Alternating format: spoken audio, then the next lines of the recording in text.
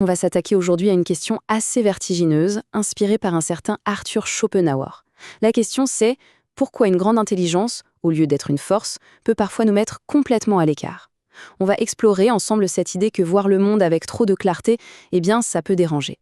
C'est vraiment le cœur du sujet. Cette sensation peut être familière pour certains, où une analyse juste, une remarque pertinente sur la nature humaine, ne provoque pas l'approbation, mais plutôt une sorte de gêne, de méfiance.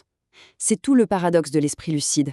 Il évolue dans un monde qui, souvent, préfère le confort de ne pas savoir.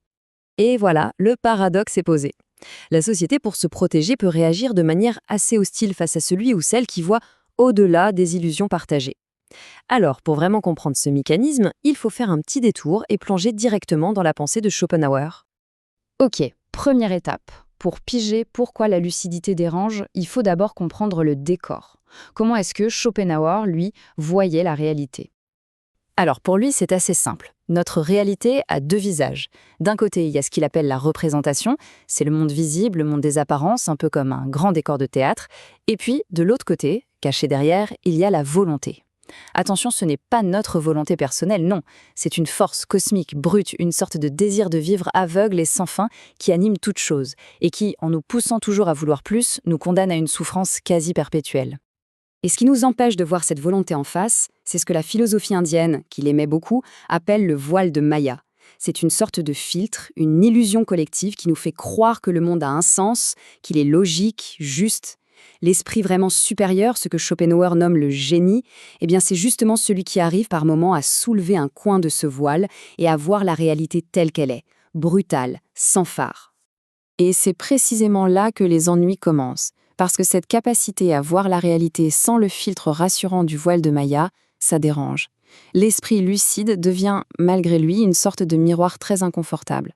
La question est essentielle, mais pourquoi? Pourquoi rejeter quelqu'un qui voit plus clair? La réponse de Schopenhauer, c'est que ce rejet n'a rien de rationnel. C'est instinctif. C'est une pure réaction de défense du groupe. Voilà l'image clé pour tout comprendre. La personne lucide, souvent, ne cherche même pas à critiquer ou à juger.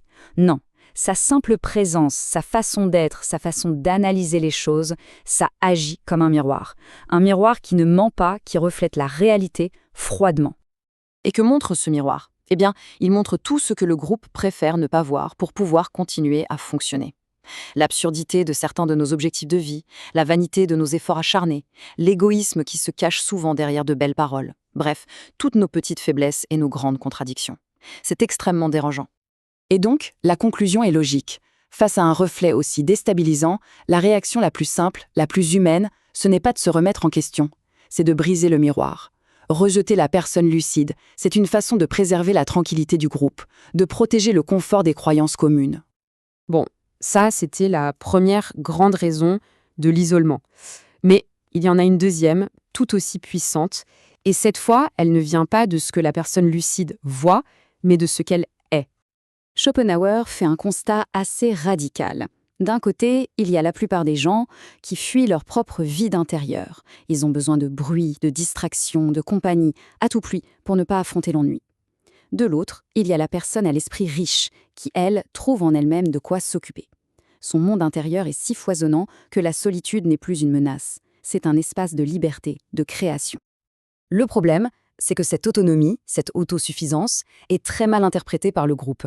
Le fait de ne pas avoir besoin des autres ou de leur distraction est souvent vu comme de la supériorité, du mépris, de l'arrogance. C'est comme briser une règle sociale fondamentale qui dit que le bonheur, ça se trouve forcément ensemble. Ne pas jouer le jeu, c'est s'exclure soi-même, même sans le vouloir. Et évidemment, toute cette lucidité a un prix. Et chez Schopenhauer, le prix est très élevé. Pour lui, il y a un lien direct, quasi mathématique, entre la profondeur de l'intelligence et l'intensité de la souffrance. Son affirmation est brutale, sans détour. Le degré d'intelligence est directement proportionnel au degré de souffrance. C'est logique au fond. Plus l'esprit est fin, plus il est capable de percevoir la tragédie de l'existence, l'absurdité de la volonté, la misère du monde. On souffre de ce qu'on comprend. On arrive donc à ce qu'on pourrait appeler la double peine. L'individu lucide souffre une première fois, de l'intérieur, à cause de sa vision tragique du monde, et il souffre une deuxième fois, de l'extérieur, à cause du rejet des autres qui ne supportent pas cette vision. C'est une solitude à double tranchant.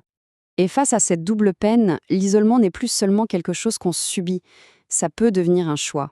Un pacte, certes douloureux, mais un pacte avec soi-même pour rester authentique, pour ne pas trahir ce qu'on a compris. Le seul refuge, bien souvent, se trouve dans les hauteurs de l'art et de la culture, les seuls endroits où la vérité, même la plus sombre, a droit de citer. On arrive maintenant à la conclusion. Et si on assemble toutes ces pièces, on peut voir cet isolement non plus comme un échec, mais sous un tout autre jour. En résumé, ce n'est pas personnel. Le rejet de l'esprit lucide, c'est un mécanisme de survie pour le groupe. La société a besoin de ses illusions pour tenir debout et elle écarte instinctivement ceux qui menacent de briser le miroir. Et c'est là que Schopenhauer nous offre un retournement de situation spectaculaire. Cet isolement ne serait plus une punition.